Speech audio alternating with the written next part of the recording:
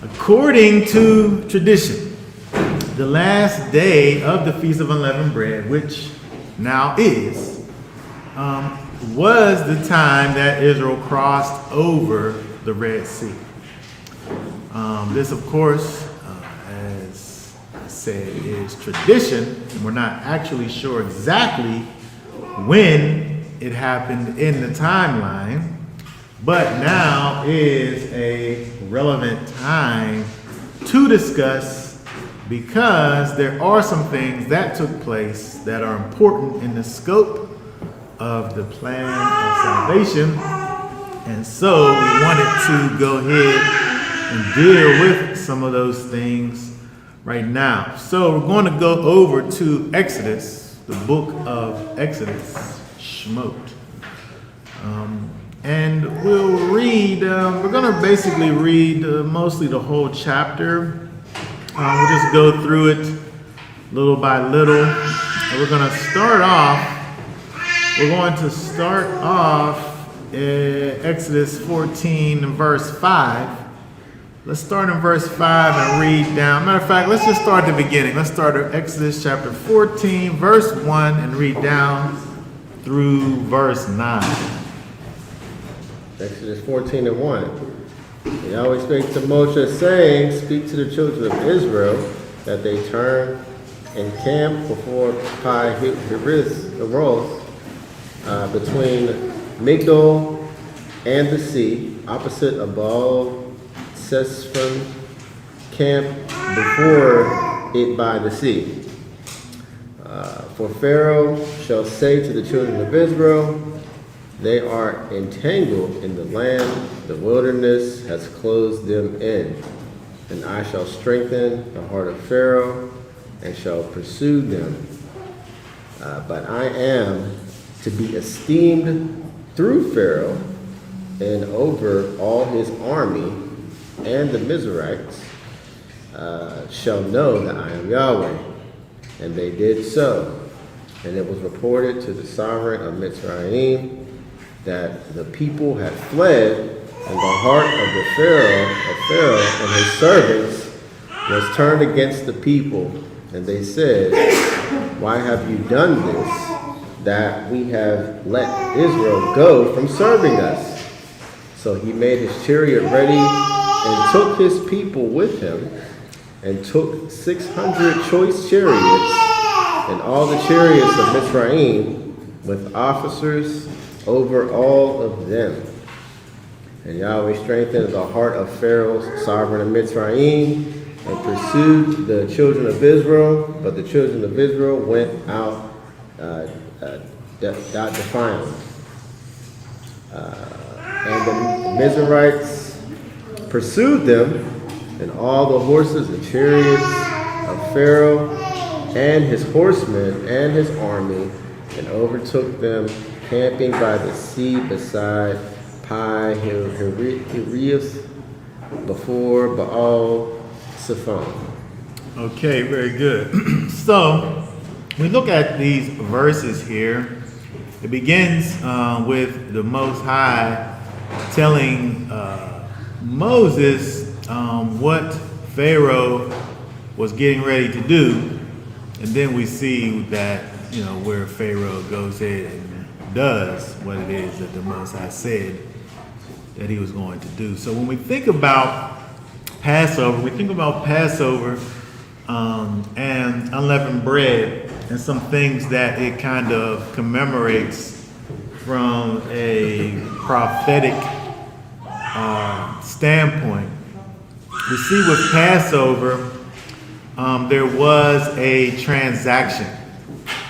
There was a transaction that was made, and there was a choice.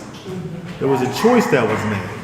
The transaction, of course, happened with the Most High, right? And the price of redemption was paid with the Passover lamb, right? There was a choice that was made by the people. The people decided that we're going to obey the voice of the Father. We're going to put the blood of the lamb on our doorposts. were going to receive this this redemption. We're going to go along with this transaction that was made. And so when we think about unleavened bread, it's like unto a choice to live another way, right? Because we have this week that we abstain from leaven, right? And so we live according to another set of rules, a different set of standards that we live by based on this choice that we made. When we think about, again, Passover, Feast of Unleavened Bread beginning and having this command that's given to us, don't eat leaven for this week. But the interesting thing is, when we think about, again, Passover, Feast of Unleavened Bread from this prophetic standpoint, you're moving towards the mountain. You're moving towards the sealing of the covenant, which happens at the mountain. And at this point, in the original week, in the original time, the covenant didn't happen yet, right? The sealing of the covenant didn't happen. There wasn't like a stamp on the covenant. You said what you was going to do. There was a transaction that happened. You have begun to live in a different way that was instructed to you by this new master. But a real relationship between the giver of the covenant and the receiver of the covenant hasn't really happened yet. Right? When you think about Israel at this time, Israel, they've seen the power of the Most High, but they saw the power just like Pharaoh and them seen it. And so just like Pharaoh was able to see all the things that happened, experiencing the death of the firstborn, along with all the other 9 plagues that happened before that, and then forget about that and think that he was able to overcome the one who just got finished overthrowing him. There's really no difference between Pharaoh and the people at this point. They saw the miracles, everyone saw. However, all of the people involved in the situation aren't really behaving in a way that exemplifies that they know who the Most High really is.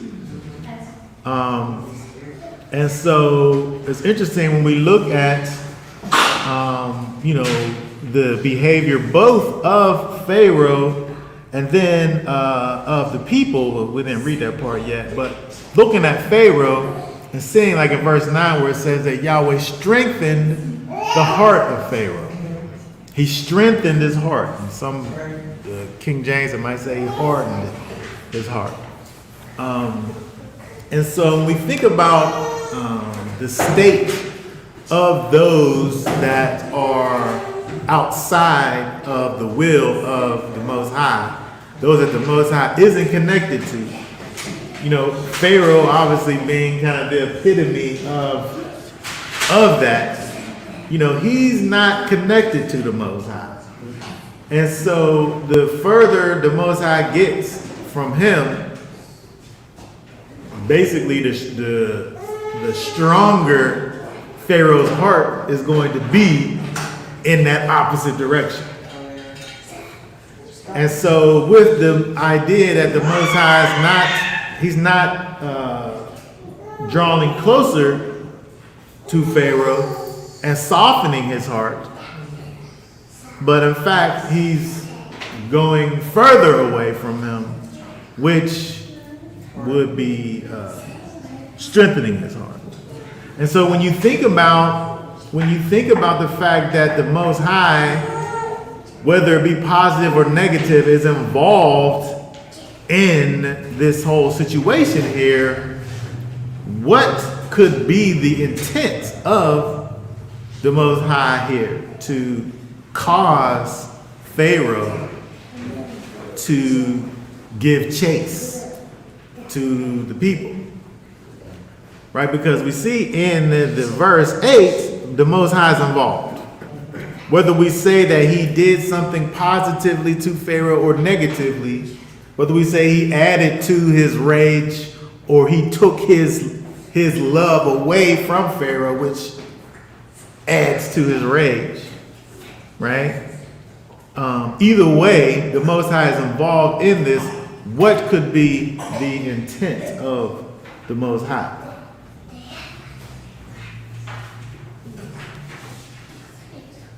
And so you think about the idea that will Israel, will the people, will they turn back now because of Pharaoh giving chase? Will they give up? Will they keep going? Will they keep the faith? Is there more proving? Is there more proving that's necessary?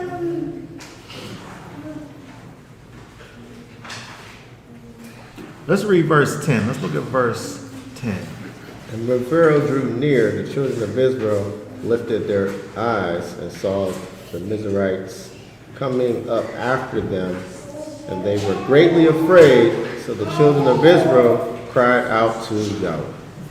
Okay, very good. So there's some interesting things that we see here. First of all, when we look, it says that the children of Israel lifted their eyes. They lifted their eyes and they saw the Egyptians. They're looking up to the Egyptians. Were the Egyptians like up on a mountain somewhere? Right? It says Israel lifted their eyes and saw the Egyptians. What did it say? What did the King James say for that right there?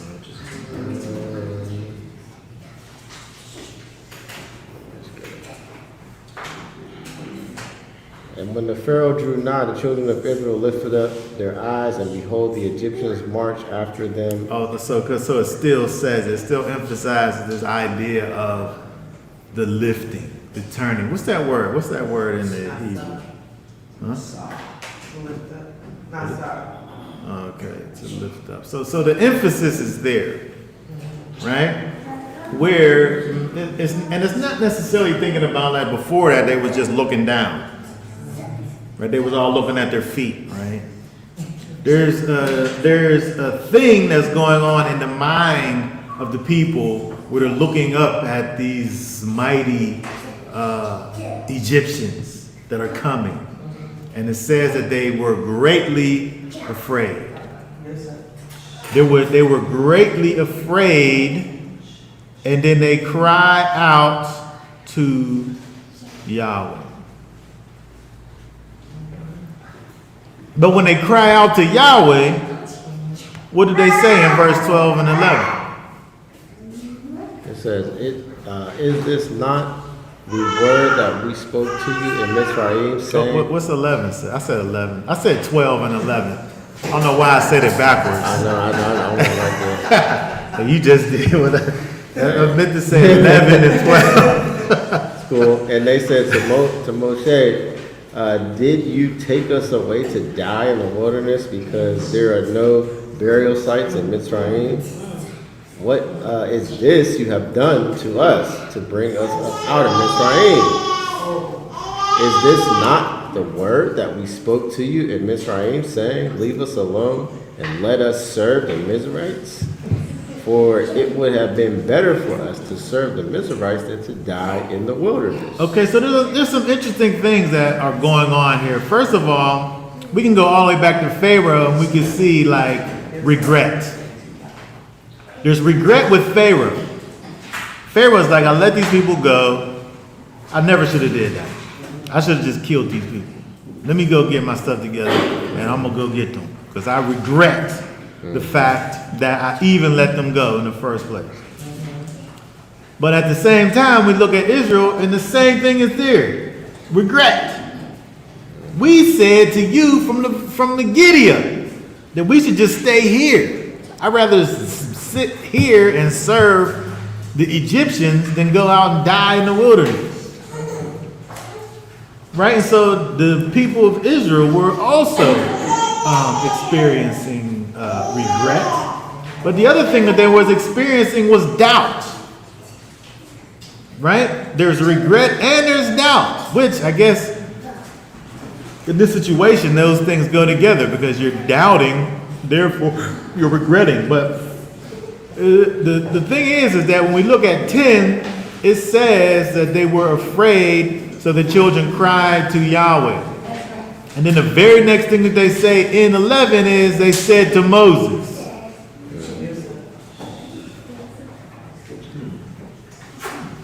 So it says in 10 they cry out to Yahweh, but verse 11 they start to complain unto Moses. Well, we know that Moses was in fact the representative of the Most High to the people.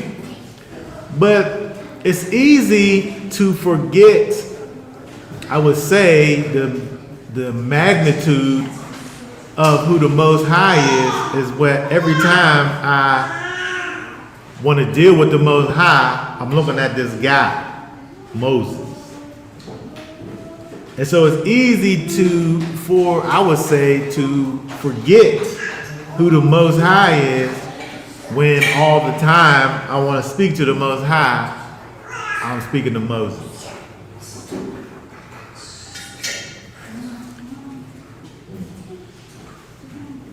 And by the way, they didn't get to the place where they heard his voice yet.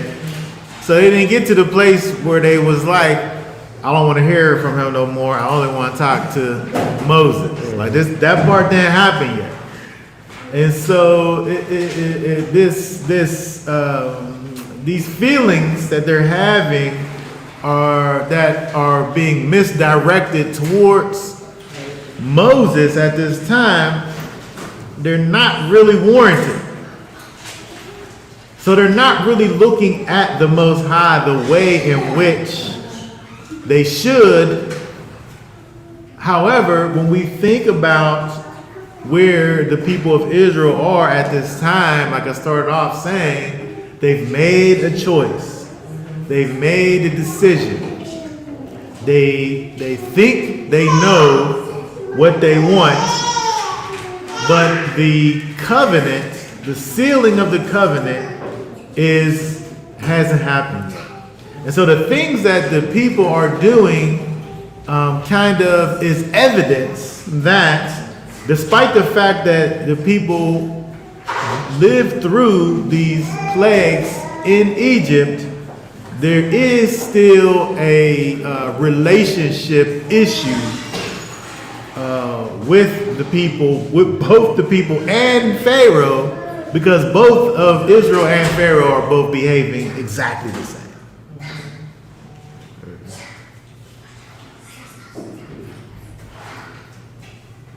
That's interesting. I mean, because I think about Pharaoh, he doesn't want to let go of that sunk cost. He's invested. He got all these plans for what these people are going to do for him.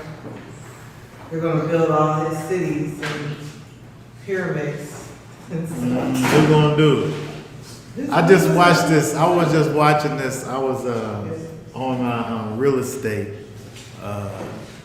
thinking. So I started watching these people. They got this little reality show where they go and they buy houses and flip them in 50 days. So they buy this house off of this lady and they're gonna fix it up. They buy the house, they start fixing it up, and then halfway through the fix, the lady comes back and she's like, she feels like, I don't know if I really should have sold this to you. not sure. Like she had like this remorse, regret, only because this is a place where she grew up, her family grew up, and all of this, and she had all these thoughts of what was in the past and all of this. She had regret of this transaction that she made. And they met with her and they talked with her, but at the end of the day, like the transaction's over, you're gonna have to you have to get over this. We did this already. You had every opportunity to make these choices beforehand. And so the same thing is true when you think about Pharaoh. He had every opportunity to at least try to protest the situation. She could buy it off of them after they flip it. Well, yeah. Well, they're making a profit, obviously. But the point is that when you get to this place in the situation, even though when we think about Israel, how they've been bought, Israel has been bought. There has been a redemption paid. There has been a transfer of ownership from one owner to the other. But the new owner, there's a lot of there's unknowns.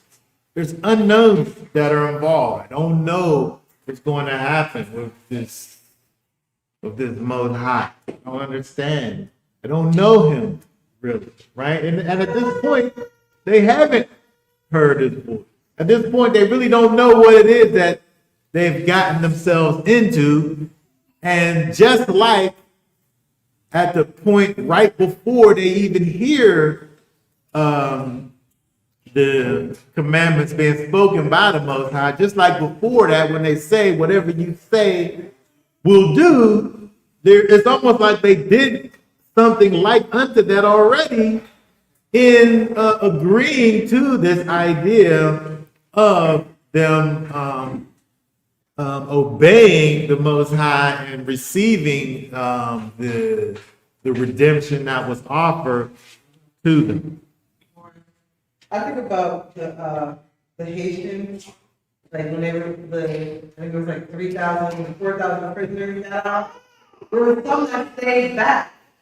Because they didn't want to leave, because they didn't know if it was going to be worse. Oh, when they got out, when they freed the people from... Yeah, like the prisoners, they could go.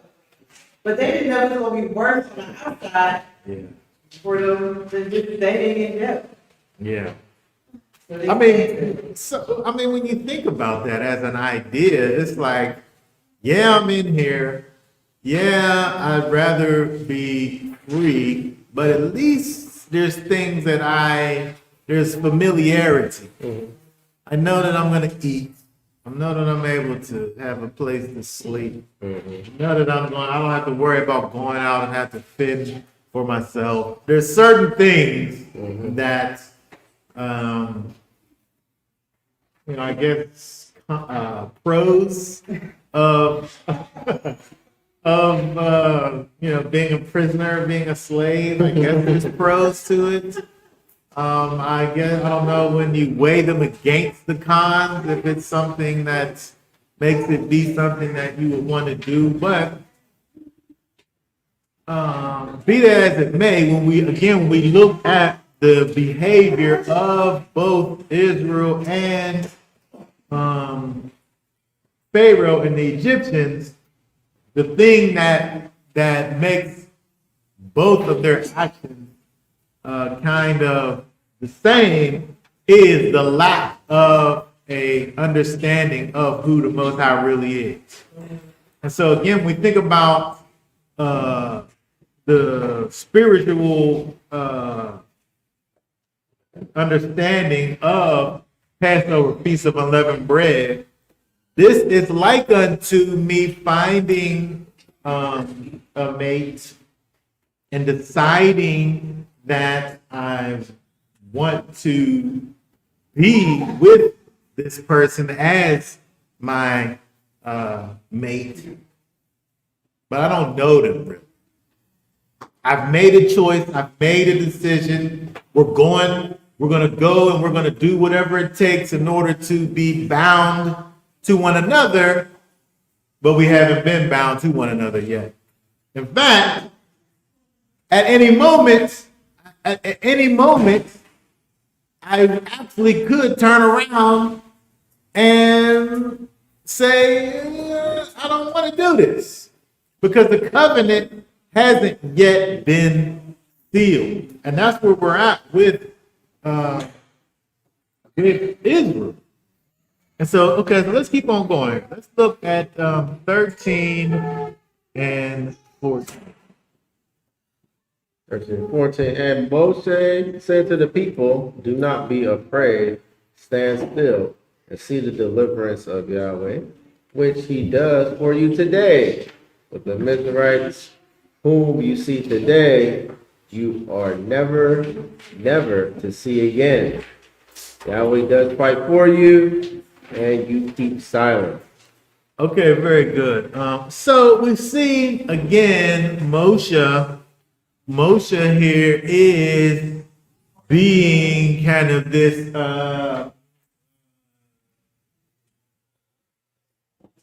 lawyer, in the intermediate person between the Most High and the people.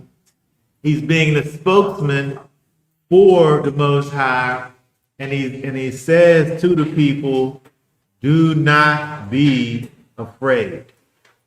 That word afraid there is Yahweh, which literally is to fear. Do not fear. Do not be frightened. Do not be terrified, dread of these people. Don't focus on the fact that we've run up into a sea. Don't focus on the fact that we're going down this road and we're at the end of the road and there ain't nowhere else really for us to go. Don't focus on that. Huh?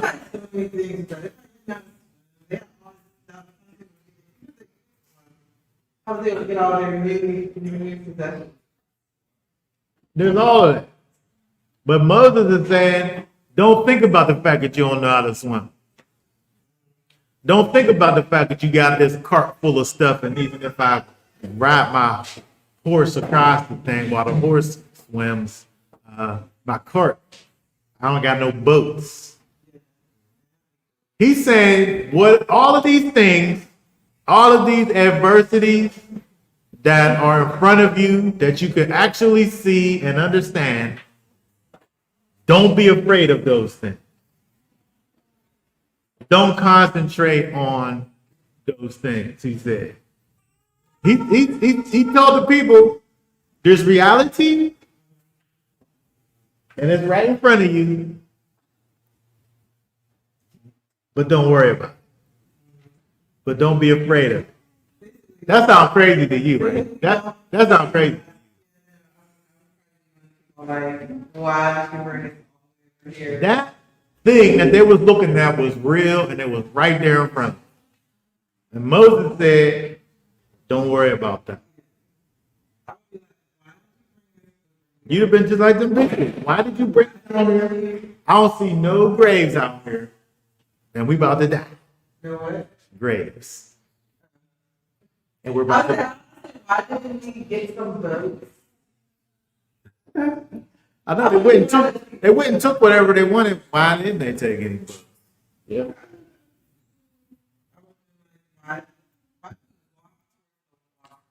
But you understand. You understand that what you're saying goes against what it is that Moses. Because Moses literally is causing, he's looking at the same thing these people are looking at. Yeah. And he's saying to them, in spite of that, don't be afraid of it. Well, see, Moses had contrast the Most High was dealing with. Most High revealed himself. He had him go do these different works. So Moses could have that level of faith. He went up to Pharaoh, threw the staff down and turned into a snake. He said this thing was gonna happen. He spoke to a bush, so he was basically. It's hard to project your faith that you got with somebody else who ain't seen. So, but that helps us to understand what's going on.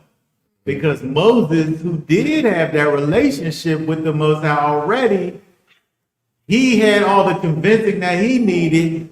He was able to be face to face with the Most High. He knew the Most High, as to where they obviously didn't. They knew of him. They could see what he was capable of at times, right? Yeah.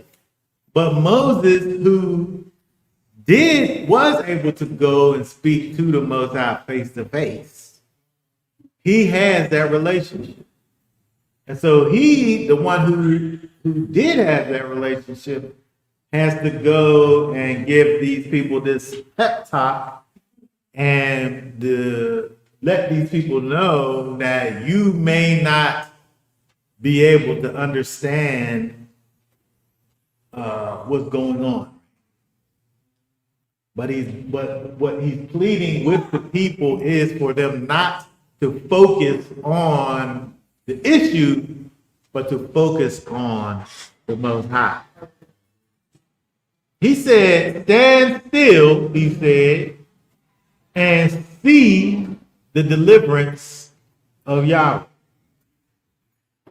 And so, see right there is Ra'ah, which is to see, which is to look at, which is to inspect, which is to perceive or consider, which is to discern or to distinguish.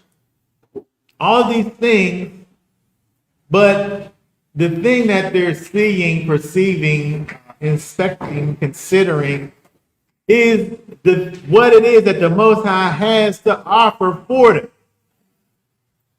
And above all of that, he says that as for the Egyptians, you see them today, but you will never. Did the King James say never, never?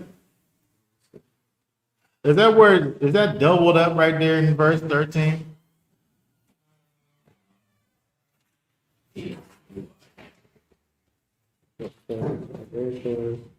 Don't see them again no more.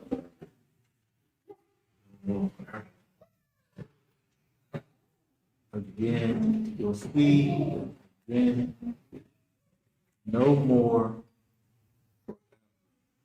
3808, is that what is it? Since 14, 13. Much less, neither, never. See them again. Low. No, that's low. And more, what's more? 32, 54. It's not a double one. Huh? It's not a double one. What is that word? Well, it is. I. Oh, that's what more is? Forever. One of them words so long. Yeah. Forever. What's that? What is that? Olam. Olam. What's the other word? Okay. You thought there's two of them there? One Olam. What's the other? Oh,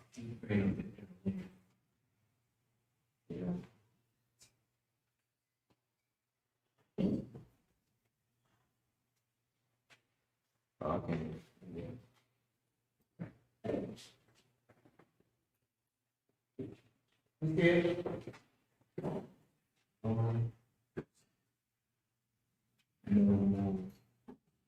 Well, yeah.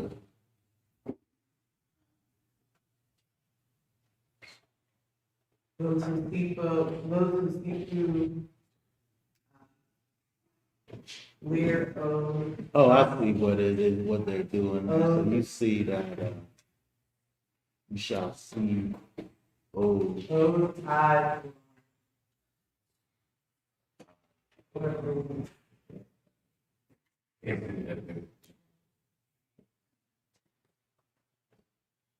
I want to see that last part. You saw that right there? Where? Yeah, that part right there. Oh, Oh, you will see again, forever. and I guess that's connected. forever. Again. Wait, is that a long? Oh, that's C right there.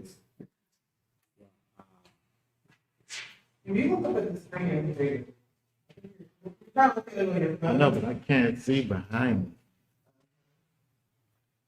I'm just wondering why they have it translated right there, why he says never, never see again. Why do they have that idea? I mean, when you think about the word olam, it really could be by itself, olam, because it's the unforeseeable future is olam. If something is olam, there may potentially be an end, but you can't see where the end is, right? And so to say to them about the Egyptians that they weren't going to see them again forever, again, he's trying to give the people the proper perspective of what's going on. Again, he has the understanding because of his relationship with the Most High, and he's trying to relate that understanding to the people. And so, again, when we think about this in terms of the way that we deal with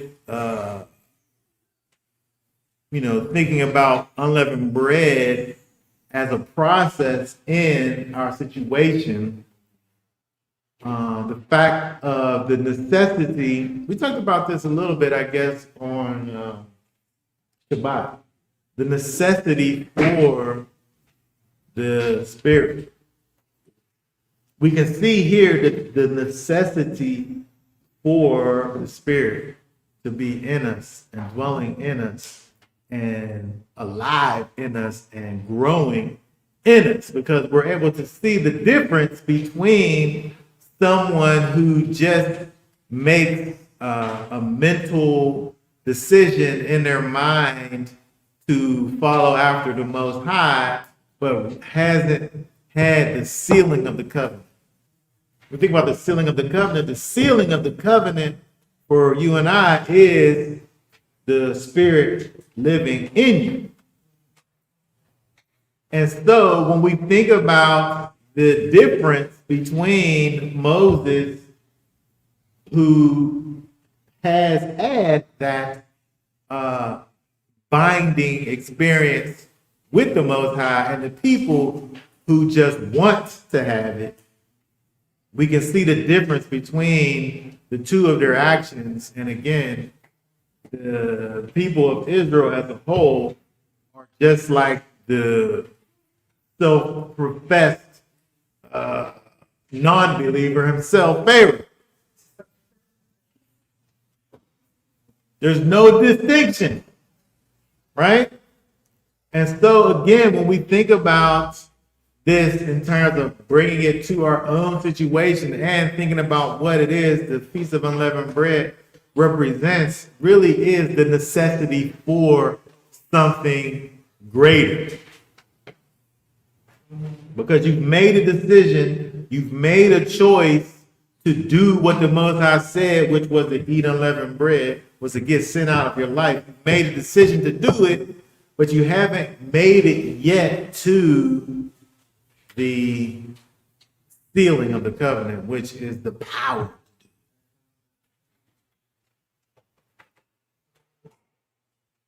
that just in general, people, when they get into a situation, they can really act like a non-believer when they get into a hard situation. It's just like the person who didn't have any faith at all. Yeah. And you know, Yeshua said, "From the abundance of the heart does the mouth speak." When you think about, you know, life will bring the truth of who you are out. You can say what you want to say, but when reality happens, the truth is going to come out, right? And everything will be revealed. He said he was never gonna betray him or never. Then as soon Soon as life happens, Yeah. When they got real. that man, he said the denied.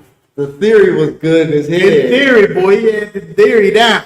Then when it got real, when it came to life, It came down when the rubber met the road. That's what happened, right? yeah.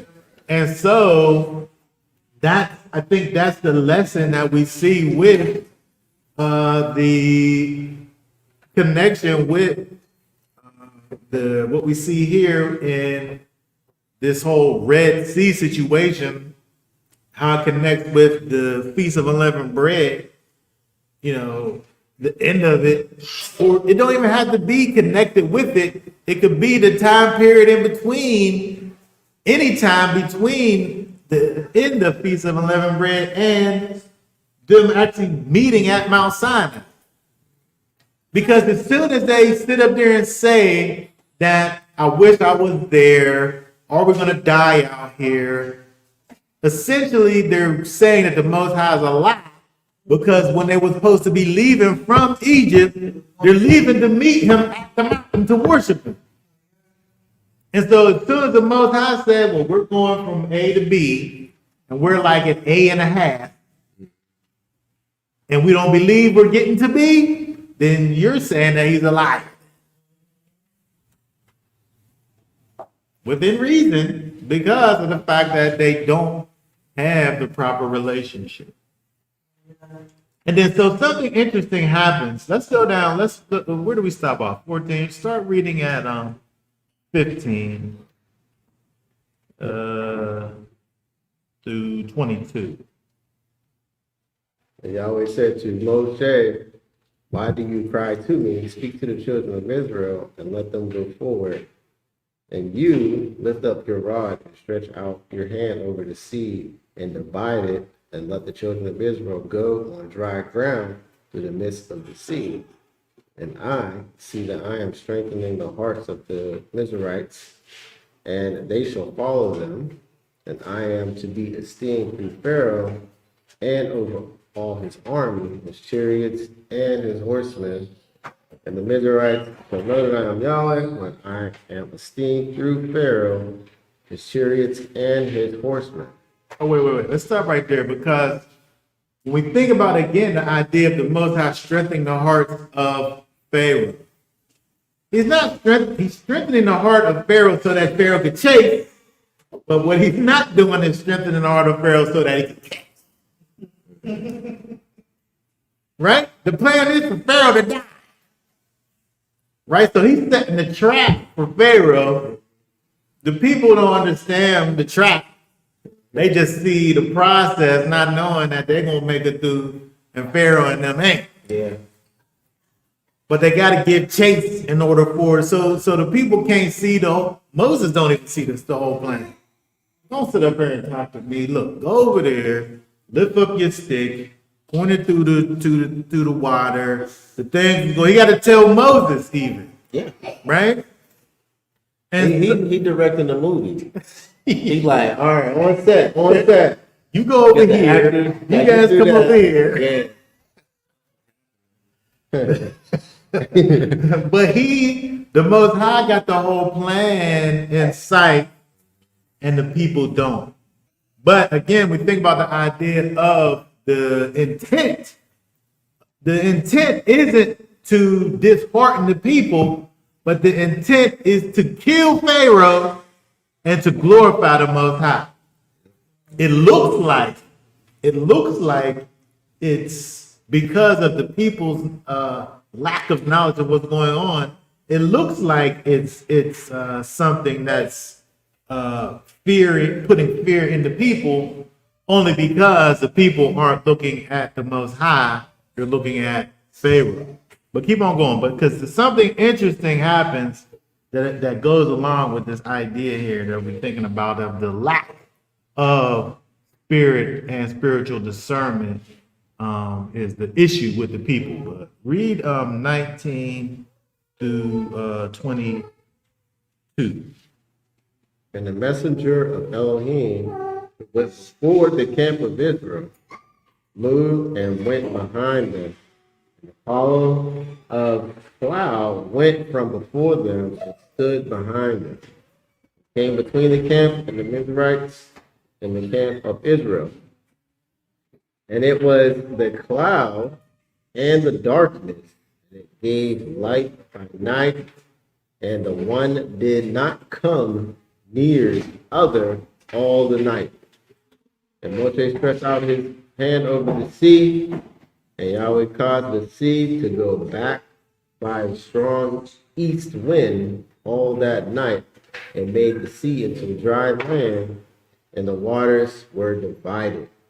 And the children of Israel went into the midst of the sea on dry ground, and the waters were a wall to them on their right and on their left.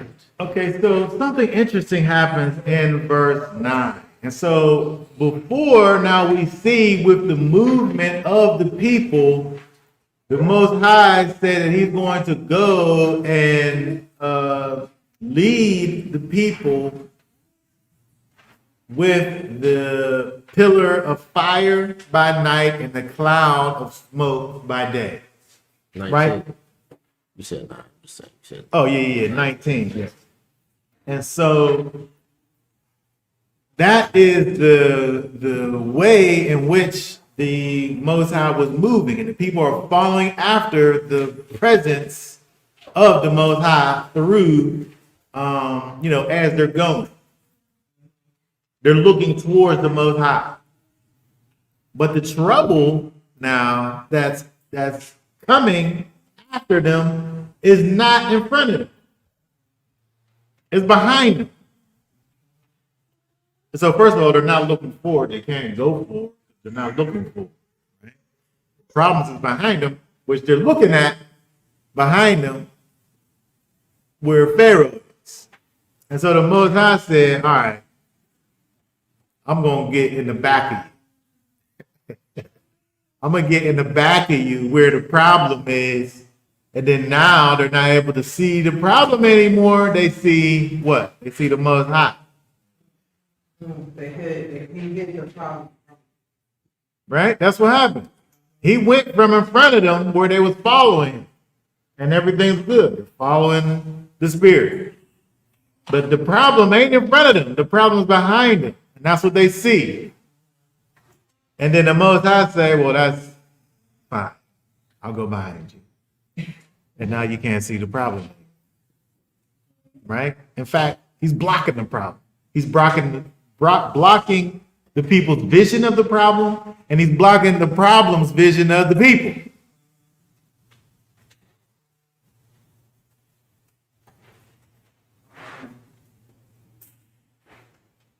That reminds me of the Revelation song, Sin, and then the person who plays the side with all his mark. He Revelation song? It's the song that he did to maybe. But anyway, the at the end, like I guess like Mark gets up and he like comes up and then he locks the. Oh, you talking about the little play thing? Yeah, it's like Yeshua like blocking the people from all of the things that are coming up against them. Yeah. Which is what happened. This is what happened, right? In real time, this is what happened. This is literally what happened. The Most High sees the problem and he gets in the way of the problem. at all while making a way for us to be able to escape this same problem. And so if the people wasn't able to know before, they wasn't able to know before what the power of the Most High was, this whole ordeal that they're going through here kind of is supposed to be solidifying the power of the Most High and showing, at least as it relates to Pharaoh, who is the strongest. They end up facing different challenges with like food and water and these other things. But at least at this point, they're able to see that the Most High is stronger than Pharaoh. And that's the point, right? And so when we go over, we keep on going, let's finish up the rest, 23 to 31. And the Mizrahites pursued and went after them into the midst of the sea, all the house of Pharaoh, his chariots, and his horsemen. And it came to be in the morning watch that Yahweh looked down upon the army of the Mizrahites through the column of fire and cloud, and he brought the army of the Mizrahites into confusion, and he took off their chariot wheels so that they drove them with difficulty. And the Mizrahites said, "Let us flee from the face of Israel, for Yahweh fights for them against the Mizrahites." Yahweh said to Moshe, "Stretch out your hand over the sea, and let the waters come back upon the Mizrahites on their chariots and on their horsemen." He stretched out his hand over the sea, and the sea returned to its usual flow at the break of day, the Mizrahites fleeing into it. Thus Yahweh overthrew the Mizrahites in the midst of the sea, and the waters returned and covered the chariots and the horsemen and all the army of Pharaoh that came into the sea after them, and not even one was left of them. And the children of Israel walked on the dry ground in the midst of the sea, and the waters were a wall to them on their right and on their left. And thus Yahweh saved Israel that day out of the hand of the Mizrahites, and Israel saw the Mizrahites dead on the seashore. And Israel saw the great work of Yahweh, which Yahweh had done in Mitzrayim, and the people feared Yahweh and believed Yahweh and his servants Moshe. Okay, very good. So it's interesting when we get to the bottom here, the way that it finishes, we're able to see what the issue was in the beginning, what we talked about already, right? The people, at the end of the day, after they saw all of this, the people feared Yahweh. They believed Yahweh. And they believed what Moses said about Yahweh. But it's interesting when we look at the miracle that happened there. Now, we can talk about this great eastern wind that comes and lifts up the water. We can talk all about that. And we could talk about, I don't know if there's low spots in the sea, or if it's not really the sea, it's an adjacent water that goes into the sea. Whatever it is, or whatever, it could be a creek. Maybe it's a creek that leads into the sea. But the thing for me is that they're walking on dry land. I don't care how deep it is or whatever. You know, working in construction, we work on unfinished ground. And if it rains, yesterday was dirt, today is mud. Right? Yesterday was dirt, was dry dirt.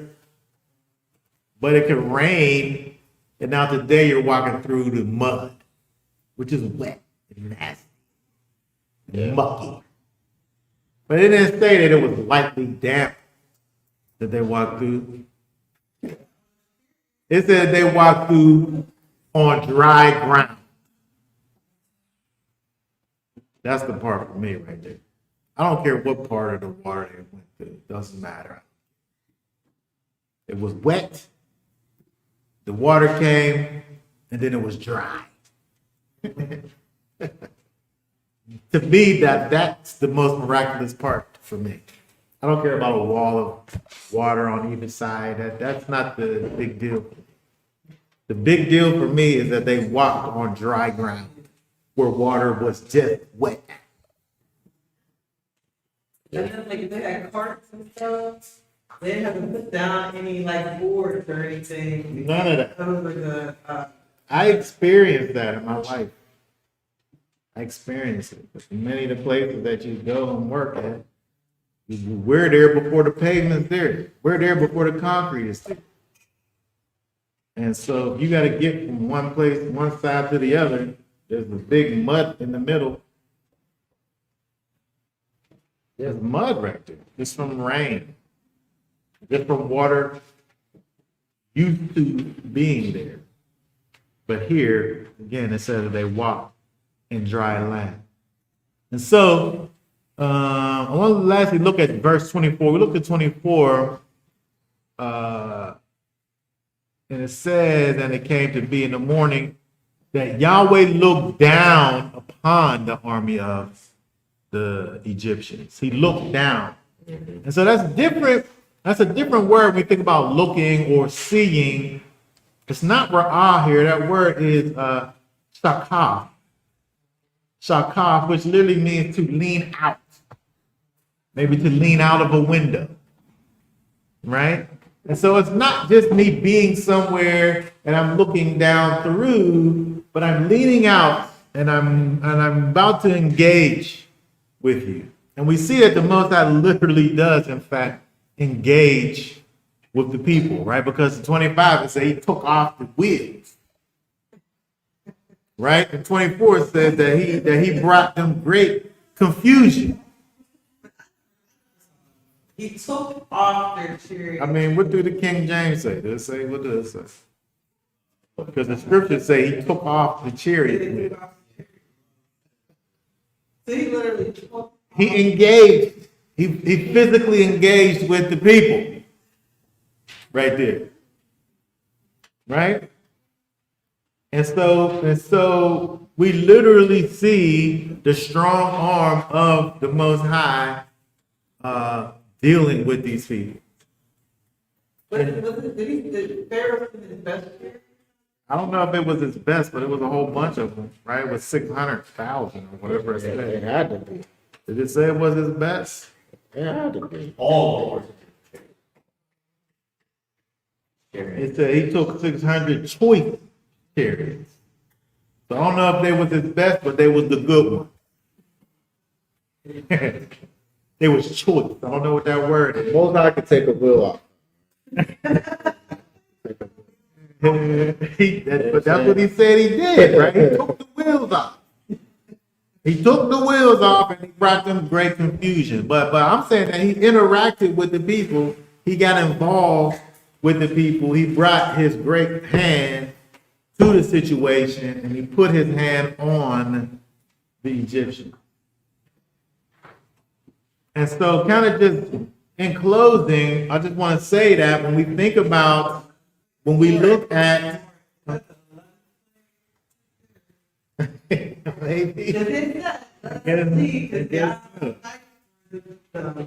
I guess it is the 11th plague. I guess it is, right? This was the last part of the situation. This is the thing that gets the people to the destination, right? And it's not really a continuation of the other plague. It's its own thing. And as far as the Most High is concerned, this is, the Most High initiates this thing by what happens with Pharaoh in the first place. So this is kind of the coup de grace over here, but that's French. That's what the Most High, this is the cherry on top of the situation, right? And so, in closing, when you think about, what all of this represents, when we think about the Feast of unleavened bread as it goes out, this is an example of, the necessity for the sealing of the covenant. It's a perfect example of the necessity for the sealing of the covenant. The Most High is going to do what it is that He said that He's going to do. But when we're moving in a situation that's outside of the sealing of the covenant, we could potentially fall because of our lack of faith and disconnection to the Most High and miss what he's absolutely going to do. It's not like He ain't going to do it, but we're going to miss Him doing it because of us falling behind and not being able to trust in the Most High regardless of our situation. And so this, to me, when I think about the Feast of Unleavened Bread, we have the all that it represents in terms of our turning from sin, our deciding to get sin out of our life. But it helps us to also understand the fact that we have to do more than just make a mental decision, but we have to have the Ruach HaKodesh on the inside of us, where the covenant that He makes, that He wants and desires to make with His people is realized and finalized. And I think that the Feast of Unleavened Bread, as being kind of the beginning stages of our situation, at the end of the day, is just kind of a beginning to the process. Because if it was a finish, that makes sense here. Or they would believe in, like, when you watch these people from bothering. They didn't know. They didn't know what was going to happen. They thought there was a chance they could die. Right? Because they weren't walking in the Spirit. They didn't have that connection with the Most High. And that was the difference. Okay. Does anybody have any thoughts, questions? I'm saying, when you look down in the morning, and I just thought about that time for this song. Trouble only lasts for one night, only one night good. Oh my goodness. Yeah. Trouble only lasts for one night. Only one night. I like when he does it. All right. Okay. All right. So that being said, we will be done for now. So lastly, do you have that fancy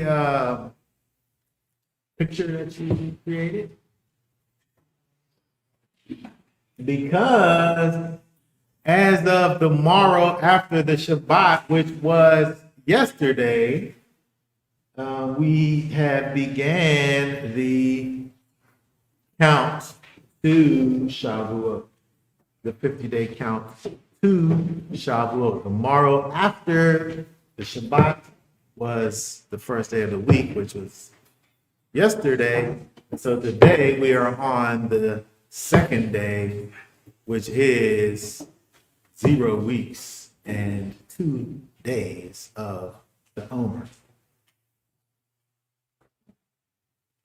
Go ahead, put that up there big, make that the biggest.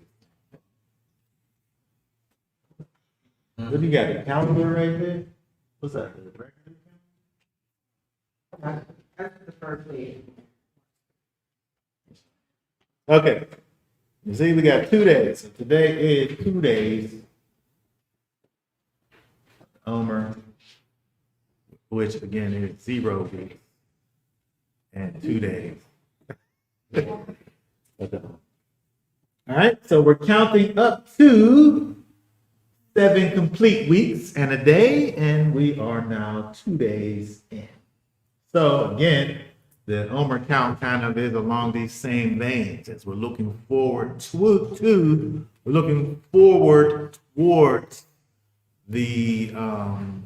the commemoration of the time that the Most High pours out His Spirit to all flesh and makes a